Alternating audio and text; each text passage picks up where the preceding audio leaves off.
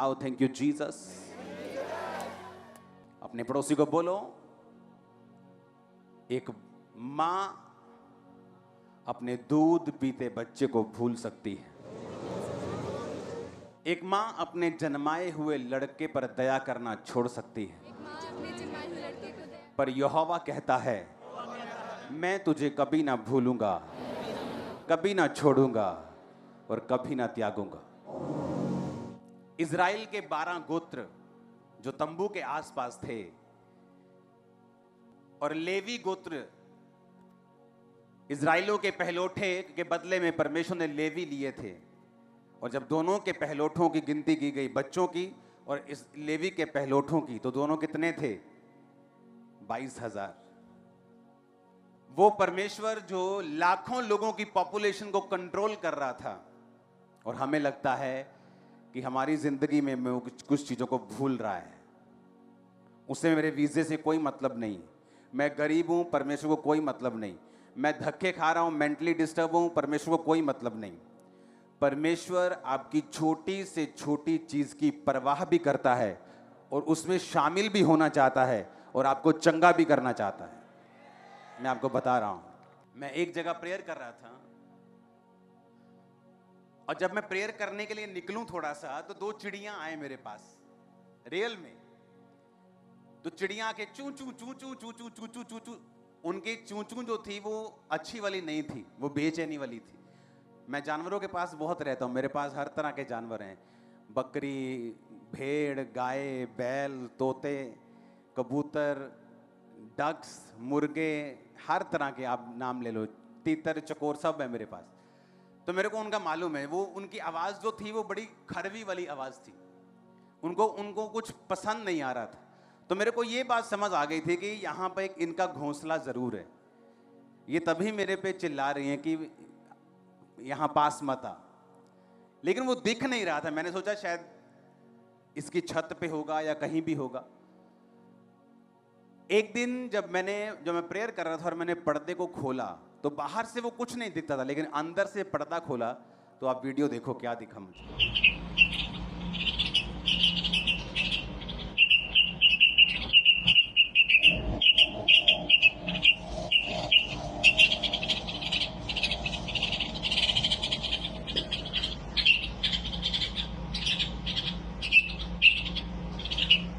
दूसरी वीडियो को देखेंगे।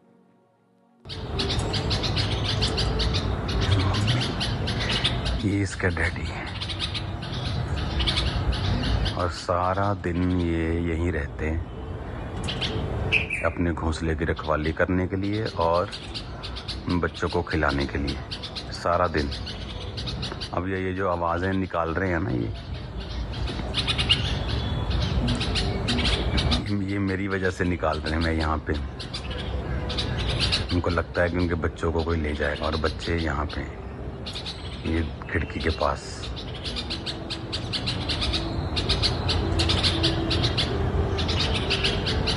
सुनो, जब पहले दिन मैंने इन चिड़ियों को वैसे ही नोटिस किया तो थोड़ी मोटी मोटी थी, और मैंने छोड़ दिया नोटिस करके। दूसरा दिन, तीसरा दिन, जब मैंने 6वें 7वें दिन इनको जब मैं चलता था वहाँ पे, तो ये आ जाती थी और चिरचिर करने लगती थी। तो मैं क्या नोटिस कर रहा था कि ये पतली होती जा रही, पहले थोड़ी मोटी थी लेकिन अब पतली होती जा रही। और ये नहीं कि एक माँ पतली हुई है कि बच्चे पैदा हुए अब माँ पतली हो गई, बाप भी साथ में पतला हो रहा था, माँ भी पतली हो रही थी। और जब मैंने रूम के अंदर से अचानक देखा कि ये बच्चे हैं, इसीलिए ये इतना ज़्यादा चिल्ला रहे थे, तो इमेजिन करो आप, एक जानवर अपने बच्चों को सुरक्षा देने के लिए और उनको खिलाने के लिए खुद पतला हो चुका। चुप, अगर मैं अभी भी आपको लेके जाऊं उस प्रार्थना के स्थान पे, अभी आ जाएंगी रात को चिड़िया, चिरचिर करने लगेगी। उनको खुद खाने का टाइम नहीं लग रहा, लेकिन अपने बच्चों को मैंने उनको खिलाते हुए चोंच के ऊपर, ऐसे बच्चे चोंच खोलते हैं और वो मुंह से डालते हैं अपने बच्चों के बीच। सुनो, परमेश्वर ने मुझसे बात की। परमेश्वर ने कहा, अगर एक जानवर अपने बच्चों के लिए कमजोर हो सकता है, उनको पालने के लिए इतनी चिंता कर सकता है, दिन रात उनकी रक्षा कर सकता है, तो जो तुम लोग परमेश्वर के लहू से खरीदे गए हो, वो तुम्हारे लिए क्या नहीं सोचता होगा। एक जानवर देखो, एक जानवर अपने बच्चों के लिए बेचैन हो रहा है। हर टाइम जब मैं वहां पे जाता था तो वो चिर चिर चिर करते, दोनों ही हस्बैंड वाइफ मेरे पास आते थे और पतले होते जा रहे थे। मैंने नोटिस तो किया पतले हो रहे, लेकिन रीजन समझ नहीं आ रहा था। और एक दिन जब रूम के अंदर से देखा तो इतनी जबरदस्त जगह पे उन्होंने अपना घोंसला बनाया कि बाहर से दिखता तक नहीं और अंदर से वो दिखता था कि बच्चे हैं, और वो मुंह खोलते थे और माँ उनको खाना खिलाती थी। और आज अभी भी अगर मैं रात को 12 बजे वहां चला जाऊंगा तो अभी भी चिरचिर करती दोनों हस्बैंड वाइफ आ जाएंगे। एक जानवर अपने बच्चे के लिए क्या कर रहा है? आपको क्या लगता है परमेश्वर आपसे कितना प्यार करता हो? एक जानवर जिसको परमेश्वर ने बनाया है और अपनी आत्मा भी नहीं दी, शब्दों से बनाया है। जिस तरह टेंट बना है, लाइट बनी है, ये खंबा बना है, लोहा बना है, उसी तरह जानवर बने शब्दों से। इंसान शब्दों से नहीं बना, इंसान मिट्टी को गूंथ कर परमेश्वर की आत्मा की सांस से बना है। आमीन। तो जो परमेश्वर ने जिसको आत्मा तक नहीं दिया, उसको उसने कैसी बुद्धि दी है? जिसको उसने अपना आत्मा तक दे दिया, अपना एक लौता बेटा तक दे दिया, इमेजिन करो वो आपकी प्रार्थनाओं का उत्तर किस तरह से लेता होगा, किस तरह से देता होगा, आपको कितना प्यार करता होगा, किस तरह से आपकी केयर करता होगा। लेकिन मुश्किल यह है जब हमारी स्पिरिचुअल आईज बंद होती हैं।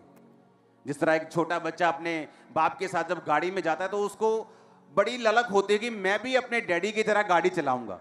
वो हमेशा कहता है मुझे बिठा दो, मुझे गाड़ी चलानी है। लेकिन उसका बाप जानता है कि मैं इसकी एक्साइटमेंट के चक्कर में इसका नुकसान नहीं कर सकता। आपका पिता जानता है आपको कौन सी चीज कब देनी है। आप जल्दी करने के चक्कर में रोएंगे, चिल्लाएंगे, तो आपका बच्चा जितना मर्जी रोए या चिल्लाए, आप उसको गाड़ी चलाने के लिए नहीं देंगे, तारों से पंगा लेने नहीं देंगे, टीवी ठीक करने नहीं देंगे, आप उसे वो काम नहीं देंगे जो उसकी सेहत के लिए और उसकी जान के लिए हानि हो सकते हैं। तो परमेश्वर जो आपसे प्यार करता है, मैं आपको परमेश्वर की प्रेजेंस में बता रहा हूं, अगर परमेश्वर ने मेरी सारी प्रार्थनाओं के उत्तर दे दिए होते, आज मैं प्रचारक नहीं होता, क्रिश्चियन होता और बिजनेसमैन होता। इतनी रूहें नहीं बचती, आप इतना प्रचार नहीं सुनते। परमेश्वर आपकी प्रार्थना का उत्तर देता है अपने बेस्ट, निश्चित, ठहराए हुए समय के ऊपर, ताकि आप भी ब्लेस हों और आपकी जनरेशन जो आने वाली है वो भी ब्लेस हो। आप जानते हैं रोज की रोटी को शुरू करने का मकसद रोज दोपहर को 1 बजे लाखों लोग उसे सुन रहे हैं, लाखों। आप इमेजिन कर लो कि एक महीने के अंदर 2 करोड़ से अधिक डिवाइस वचन को सुनते हैं। एक महीने में 2 करोड़, एक महीने में। क्योंकि जब अगर शैतान अपनी ताकत को और अपने नए नए तरीकों को इस्तेमाल करके लोगों को पीछे खींच रहे हैं, तो परमेश्वर भी अपने लोगों को इस्तेमाल करके शैतान को पीछे कर रहे। पहले बात करना थोड़ा मुश्किल होता था। कोई गंदी फिल्म देखने लोग जाते थे, बेचारे वीसीआर लेके आते थे, फिल्म लेके। अब तो मोबाइल खोलो तो फिल्म शुरू। शैतान ने आसान कर दिया, तो परमेश्वर ने भी ऐसा काम कर दिया कि उसी मोबाइल पर शैतान की बैंड बजाने का इंतजाम किया। आप जानते हैं सबसे रोज की रोटी को शुरू करने का मकसद यह है कि जो कलीसिया है वो सिर्फ संडे और थर्सडे वचन नहीं सुने, वो रोज वचन सुने। क्योंकि अगर वो रोज वचन सुनेगी, परमेश्वर के हथियारों से इक्विप्ड होगी, भरी होगी, और शैतान जो अब पल पल के ऊपर पाप को अटैक कर रहा है, पाप के साथ, उसे मालूम है उसका लास्ट टाइम आ चुका, उसे मालूम है यीशु मसीह बहुत जल्द आने वाले, उसे पता है ये चीजें, और वो ये चाहता है कि वो भी अपनी फसल को जल्दी काटे, ज्यादा से ज्यादा लोग परमेश्वर से हटे, उसका ये मकसद है। और परमेश्वर भी जानते हैं जितने मिरेकल्स आप देख रहे हो, जितनी हीलिंग्स आप देखते हो, जितनी बेदारी आप देखते हो, आप इमेजिन भी नहीं कर सकते पुराने टाइम के लोग, क्रिश्चियन लोग इसके सपने देखते होंगे कि ऐसा हो जाए। अब लास्ट समय आ रहा है तो परमेश्वर भी इधर तैयार है, उसकी रूहें भी होलसेल में काटी जा रही हैं, शैतान भी अपना काम करने की कोशिश कर रहा है। तो जो वचन आप रोज सुनते हैं वो आपकी हेल्प करता है विश्वास में बने रहने के लिए, परमेश्वर के साथ जुड़े रहने के लिए, परमेश्वर के आत्मा के वचन की जो नॉलेज है उसे ग्रहण करने के लिए, क्योंकि जितना वचन आपके अंदर होगा आपकी हेल्प करेगा। और जब शैतान आप पे अटैक करता है, आपको अविश्वास के साथ, क्वेश्चंस के साथ, शरीर की अभिलाषाओं के साथ, उस समय वो वचन होगा जो आपको सुरक्षित रखेगा, बचा के रखेगा, और परमेश्वर से आप वो लेने पाएंगे, क्योंकि परमेश्वर पाप से नफरत करता है लेकिन आपसे प्यार करता है। आमीन। तो आप पाप ना करें, इसलिए वचन आपके अंदर होना जरूरी है। आमीन। उस वचन को सुनेंगे अपनी स्क्रीन के ऊपर। सबसे पहले अब्राहम के उस वचन को, उत्पत्ति के। सबसे पहला गुनाह इस धरती पे कौन सा था? इस पूरी दुनिया में सबसे पहला गुनाह क्या था? हां, नहीं आना आज्ञाकारी तो उसका तो एक नाम हो गया ना। सबसे बड़ा गुनाह क्या था? सबसे पहला गुनाह क्या था इस पूरी दुनिया में? हां, आदम और हवा से पहले यह शुरू हुआ था। शैतान का घमंड और उसका विद्रोह, यह दुनिया का पहला अपराध था। आप जानते हैं, लोग पूछते सबसे बड़ा गुनाह क्या है? आप जानते हैं क्यों लोग गिर जाते हैं? वचन की अज्ञानता के कारण। वचन कहता है कि मेरे ज्ञान की कमी होने से या ना होने से मेरी प्रजा नाश हुई। शैतान की वजह से नहीं। शैतान भी किस चीज को यूज करता है आपके खिलाफ? आपके ज्ञान की कमी को। 2 इंसिडेंट है बाइबल में जिसमें मैं आपको प्रूफ कर दूंगा कि ये वाला पाप परमेश्वर बहुत सीरियसली लेता है और इसके ऊपर जजमेंट भेजता है और न्याय करता है। पहला पढ़ेंगे उत्पत्ति में, अब्राहम की स्टोरी। अब्राहम की पत्नी सारे के कोई संतान नहीं थी, उसके हाजिरा नाम की एक नौकर थी। सारे ने कहा, देख यहोवा ने मेरी कोख को बंद कर रखा है, इसलिए मैं तुझसे विनती करती हूं कि तू मेरी दासी के पास जा, संभव है कि मेरा घर उसके द्वारा बस जाए। सारे की बात अब्राहम ने मानी। इसलिए जब अब्राहम को कनान देश में रहते 10 वर्ष बीत चुके थे, उसकी पत्नी सारे ने अपनी मिस्री दासी हाजिरा को लेकर अपने पति अब्राहम को दिया कि वह उसकी पत्नी हो। उसकी दूसरी शादी हो रही है अब्राहम। वह हाजिरा के पास गया, वो गर्भवती हुई। जब उसने जाना कि वो गर्भवती है, वह अपनी स्वामिनी को तुच्छ दृष्टि से देखने लगी। हाँ, इसको बाद में पढ़ते हैं, उत्पत्ति 30 को। हम अब्राहम की स्टोरी जानते हैं कि अब्राहम के कोई संतान नहीं हुई सारे से, तो उसने कहा दूसरी पत्नी कर ले। पुराने टाइम में 1 से 2 से 3 से भी अधिक पत्नियां होती थी। अब नहीं है रूल। ये मत सोचना कि तुम जाओगे और दूसरी, तीसरी, चौथी, कैंसल सारे प्लान शैतान के। आमीन।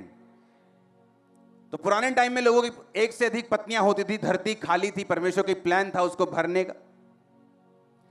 तो बाइबल कहती है जैसे ही अब्राहम की दूसरी पत्नी पेट से हुई, वो सारा को तुच्छ दृष्टि से देखने लगी, उसको छोटा समझने लगी।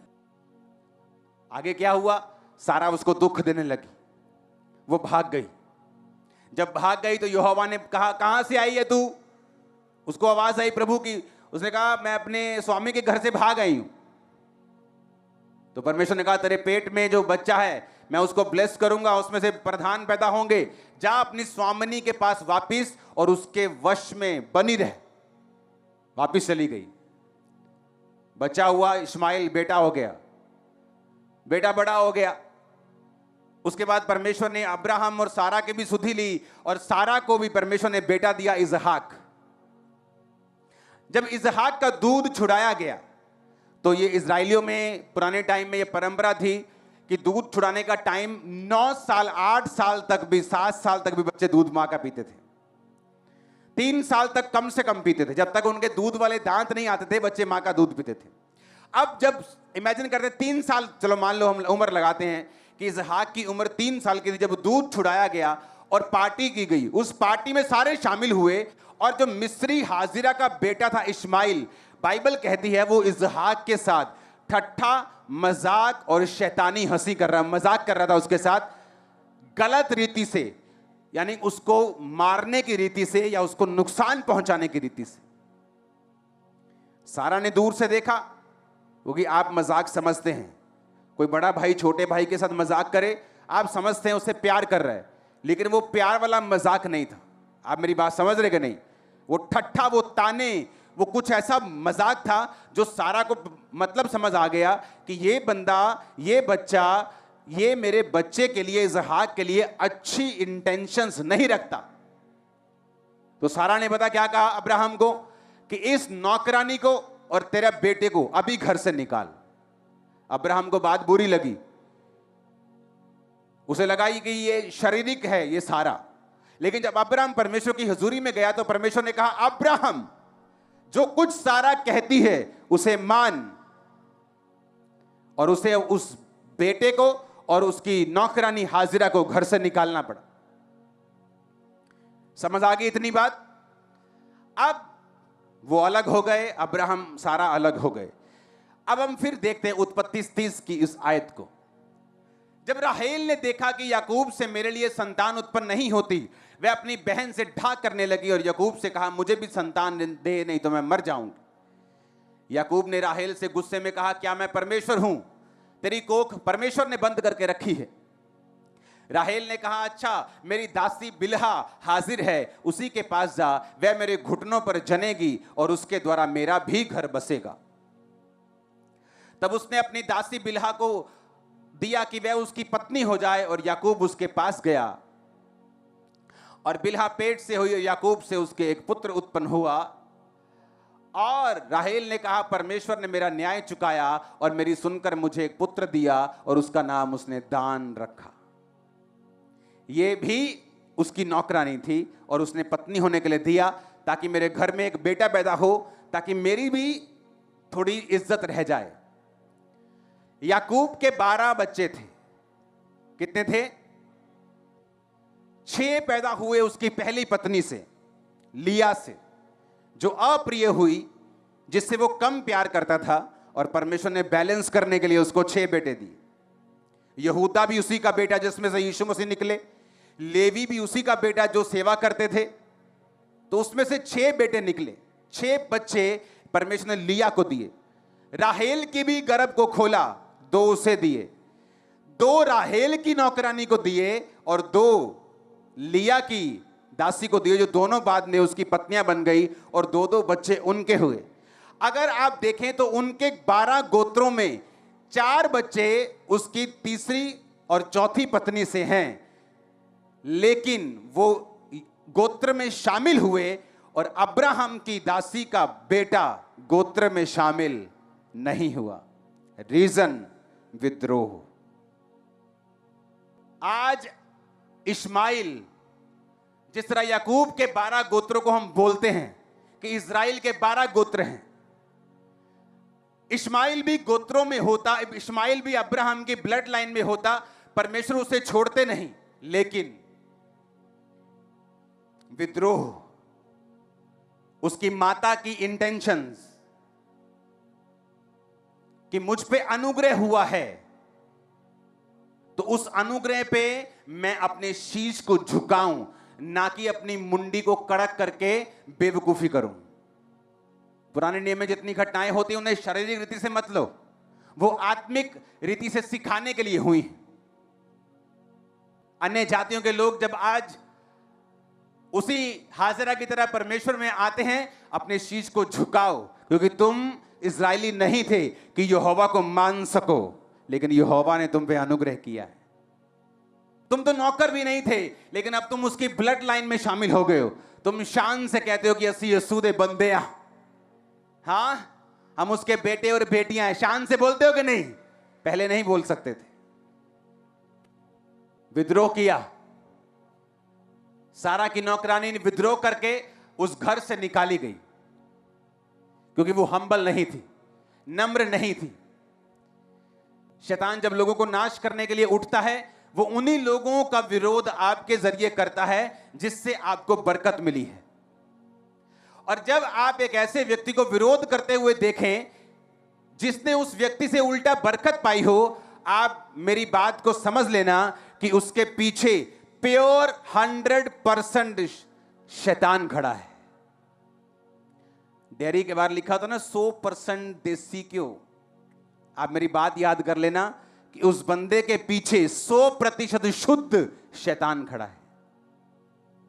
तुम काबिल नहीं थे, लेकिन तुमको चुना गया, एक काम दे दिया गया, एक ड्यूटी दे दी गई, लेकिन शैतान ने गेम खेली, वही जो वो सदियों से खेलता आया है, जो उसने खुद भी खेली थी। कहा था, प्रभु यहोवा से ऊंचा सिंहासन बनाऊंगा और मैं आराधना नहीं करूंगा तो कौन करेगा। आज जब तुम लोग आराधना करते हो, तुम्हारे बंधन टूटते हैं। पता है क्यों? परमेश्वर दिखाता है शैतान को, देख तू नहीं करेगा, ये लाखों करेंगे, ये करोड़ों करेंगे। इसलिए जब आप आराधना करते हैं, शैतान के बंधन टूटते हैं। उन लोगों में मुझे दया आती जो वर्शिप के टाइम के बाद चर्च में घुसते हैं, इधर बाथरूम करने चले जाएंगे, चाय पीने चले जाएंगे, रोटी खाने। लेकिन अगर यहां पे 6 घंटे की बॉलीवुड की मूवी चल रही हो, तुम उठोगे नहीं भाई साहब, पकड़ के भेजोगे पेट, तो घंटे बाद ही जाने हैं। हाँ, कुछ खाना भी हो तो अपने छोटे भाई को भेजो, चल पॉपकॉर्न लेके आ, मुझे टीवी के सामने से हटना नहीं है। जैसे कल को इसके फाइनल पेपर देने की, पूरी पिक्चर में क्या क्या आया था बताओ? नीली शर्ट वाली का नाम क्या था, पीली स्कर्ट वाली का नाम क्या था? लेकिन अगर चर्च में आना हो तो हम करते फटाफट, चलो प्रभु के दास के आने का टाइम हो गया, चलो चलो बैठो बैठो फटाफट बैठो। तुम आधी बरकत लेके जा रहे हो, पूरी नहीं। अगर पूरी बरकत चाहिए तुम वर्शिप करोगे। और यही शैतान जो विद्रोही हुआ, और परमेश्वर ने पहला गुनाह जो इस दुनिया के ऊपर हुआ वो विद्रोह का था, वो विद्रोह था, वो विरोध था, वो शैतान की गई बगावत थी। और परमेश्वर ने शैतान को डांटा, शैतान को गिराया। जो लोग बोलते हैं धरती के ऊपर एक बड़ा उल्का पिंड गिरा था और उसके बाद धरती पे सारा कुछ नाश हो गया, वो उल्का पिंड नहीं था, वो शैतान था। उसके बाद कभी गिरा धरती के ऊपर, क्या हो गया? उल्का पिंड बंद हो गए बनने। करोड़ों खरबों खरबों खरबों खरबों अभी भी आसमान में घूम रहे हैं। गिरे क्यों नहीं? परमेश्वर ने गिराया नहीं। हालेलुया। धरती पर एक बड़ा उल्का पिंड गिरा था, वो उल्का पिंड नहीं था, वो शैतान था, जिसे बाइबल कहती है, जीसस क्राइस्ट ने भी जिक्र किया, मैं शैतान को आसमान से बिजली की नहीं गिरता हुआ देख रहा था। हालेलुया। क्यों गिरा? जब भी एक जगह के ऊपर, एक देश के ऊपर परमेश्वर की बड़ी योजना होती है, तो परमेश्वर की यह इच्छा होती है उस देश के लोगों को वचन के द्वारा जागृत किया जाए। अगर आप अफ्रीका के चर्चेस में जाकर देखेंगे, अगर मान लो किसी अफ्रीका के चर्च में कोई बंदा है, उसको परमेश्वर ने कहा ओके जा और एक सेवकाई शुरू कर, वो कभी भी विरोध करके नहीं जाएगा अपनी चर्च का। वो अपने पास्टर से बात करेगा, मैं जाना चाहता हूं, आप मुझे ब्लेस करो, खुदा ने मुझे ये काम करने के लिए बोला है। और आप देखेंगे वहां पर ज्यादा चर्चिस हैं और लोग एक दूसरे का विरोध कम करते हैं, क्योंकि उन्हें मालूम है जब वो चर्चिस भी नई नई खड़ी हुई थी और उनका विरोध हुआ था, और विरोध करने वालों की जनरेशंस खत्म कर दी थी परमेश्वर। उनकी टेस्टिमनीज हैं। श्राप के नीचे रहे कितने साल, कितने साल श्रापों के नीचे रहे, संघर्ष करते रहे, जब तक उनका पूरा कोर्स सजा का हो नहीं गया, परमेश्वर ने उनको छोड़ा नहीं। इंटरनेट एक धोखा देने वाली वस्तु है। इंटरनेट को देखकर लोगों के जीवन में चल रहा है इसका अंदाजा मत लगाओ। जितने फीलिंग ब्लेस्ड लिखा होता है उतने वो ज्यादा कई बार श्रापित निकलते हैं। मत लगाओ अंदाजा। हालेलुया। जो पहला काम था जो शैतान ने किया, विद्रोह, जब शैतान आपकी लाइफ में देखता है डिवाइन हेल्पर्स को, वो आपकी लाइफ में देखता है कि आप लोग बरकत पा रहे किसी वजह से, वो कोशिश करता है कि आपको परमेश्वर से तो वो अलग नहीं कर पाता, आपको कोशिश करता है उस ब्लेसिंग से, उस सोर्स से, उस सोते से आपको अलग कर दिया जाए। लूत को लगा मेरी मेहनत के कारण मैं ब्लेस हो रहा हूं, पर उसे यह नहीं मालूम था अब्राहम के कारण तो ब्लेस हो रहा है। और अब्राहम के कारण इसलिए ब्लेस हो रहा है क्योंकि अब्राहम के ऊपर परमेश्वर का एक बड़ा प्लान है। अब्राहम परमेश्वर के प्लान का हिस्सा है, इसलिए परमेश्वर अब्राहम के जीवन में की गई किसी भी चीज को, अच्छी या बुरी को, बड़े ध्यान से लेता है और उसकी जजमेंट करता है। और हम अब्राहम की संतान, उसी के वंश। जो तुझे कोसे में श्रापित होगा, जो तुझे आशीर्वाद दे वो ब्लेस किया जाएगा, तुम उसी की संतान हो। आमीन।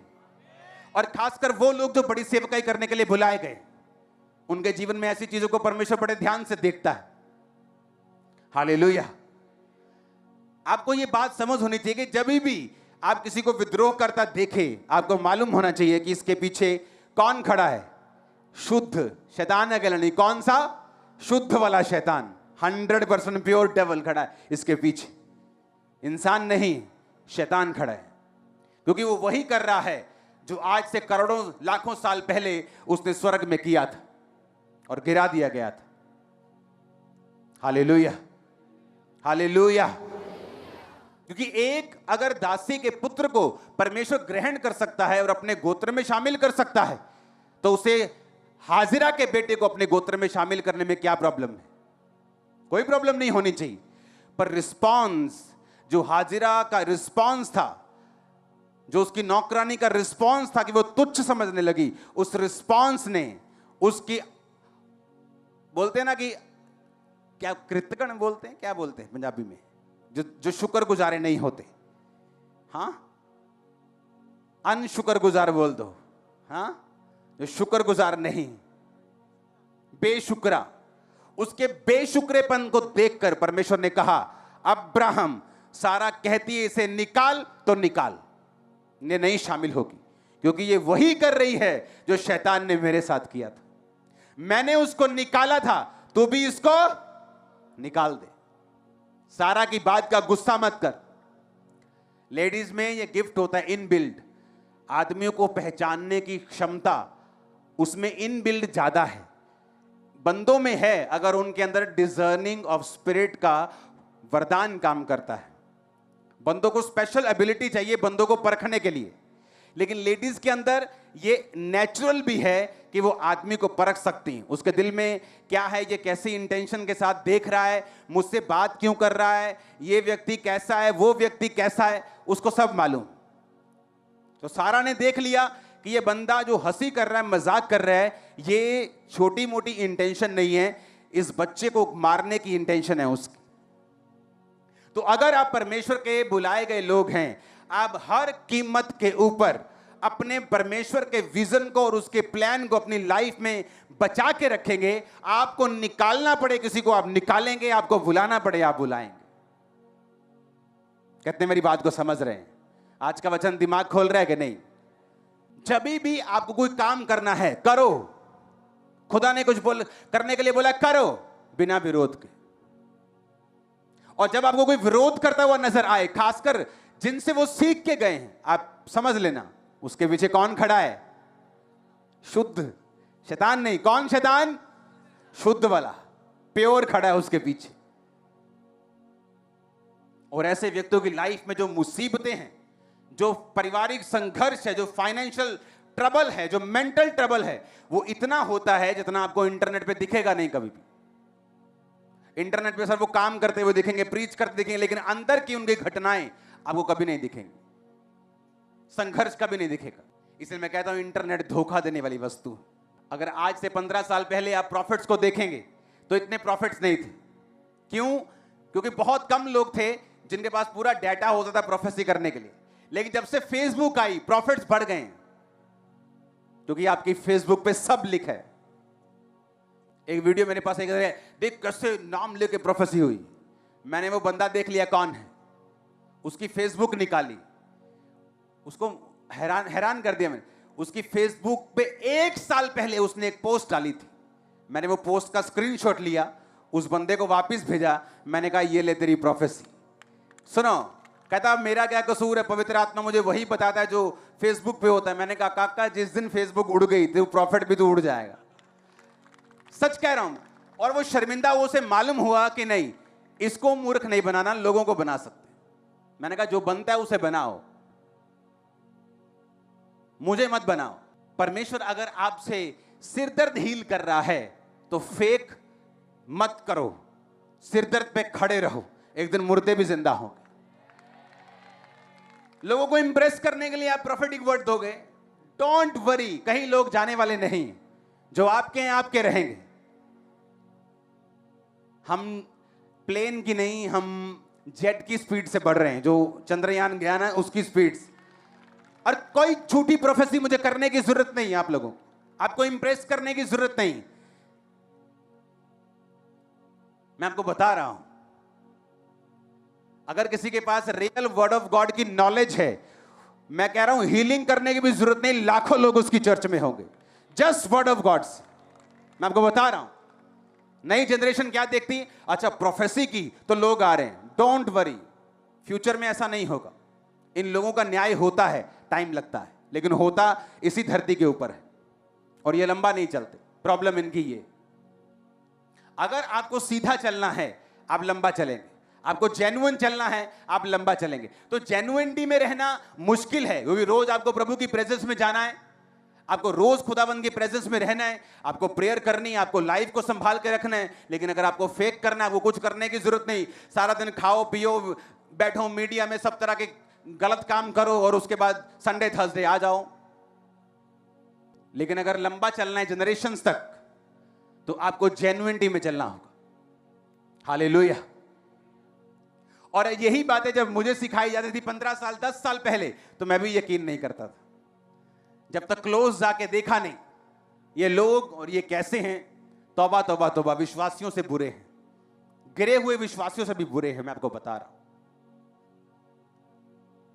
इसलिए मैंने कहा इंटरनेट से धोखा मत खाओ, बाइबल पढ़ो, उस पे चलो, परमेश्वर की आत्मा की अगुवाई मांगो, सोल सेविंग पे ध्यान दो, हीलिंग चाहिए हीलिंग मांगो, डिलीवरेंस चाहिए डिलीवरेंस मांगो, वो आपको देगा, वो आपको छुड़ाएगा, आपको वचन भी देगा, आपसे बात भी करेगा।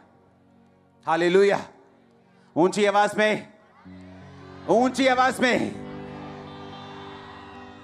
तो जब मैंने ध्यान से पढ़ा, मैंने क्या देखा कि अगर परमेश्वर इन 2 दासियों के 4 बच्चों को 8 बच्चों के साथ मिला के 12 गोत्र कर सकता है, तो परमेश्वर उसके भी एक बच्चे को अपने साथ मिलाकर रख सकता था। लेकिन रिस्पॉन्स बुरा था, हाजिरा का।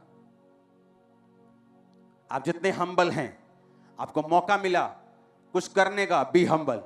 कोई स्थान मिला, बी हम्बल। नहीं तो परमेश्वर क्या करता है, वो आपको जबरदस्ती फिर हम्बल करता है, जबरदस्ती नम्र करता है, आपको डाउन करके डिमोट करके वो नम्र करता है। जब तक आप नम्र नहीं होते, वो आपको बढ़ाता नहीं। बाइबल कहती है नाश होने से पहले मनुष्य के मन में घमंड आता है, और महिमा पाने से पहले नम्रता आती है। जब किसी ने नाश होना होता है तो घमंड आते हैं, और जब ऊपर जाना होता है तो नम्रता आती है। हालेलुया। आप एमएलए हो सकते हैं, सब लोग आपको सलाम ठोक सकते हैं, लेकिन जब आप अपने बाप के सामने जाते हैं, आप सलाम ठोकते हैं, क्योंकि आपको बंदा देखना है कौन किसको इज्जत देनी है और किससे लेनी है। जब एमएलए गुस्सा कर जाए, हाँ भी डैडी, तो डैडी भी प्यों होगा दवेक,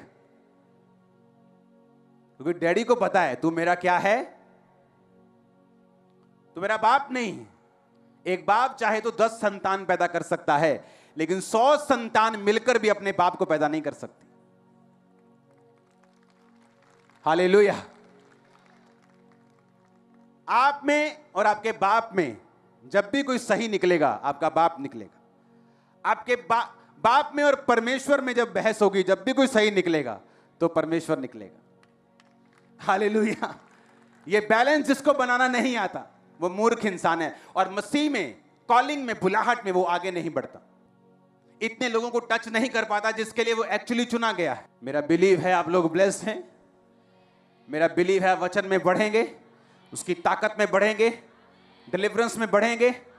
आमीन। ऊंचे वाला चाहिए, ये बरकत आपकी होगी। हमारे YouTube चैनल को सब्सक्राइब करें, ताकि आप परमेश्वर के गहरे वेदों को जान सकें कि कैसे आप परमेश्वर में बढ़ सकते हैं, कैसे आप दुष्ट आत्माओं से, नशों से, बीमारियों से और वंशों के श्रापों से आजाद हो सकते हैं।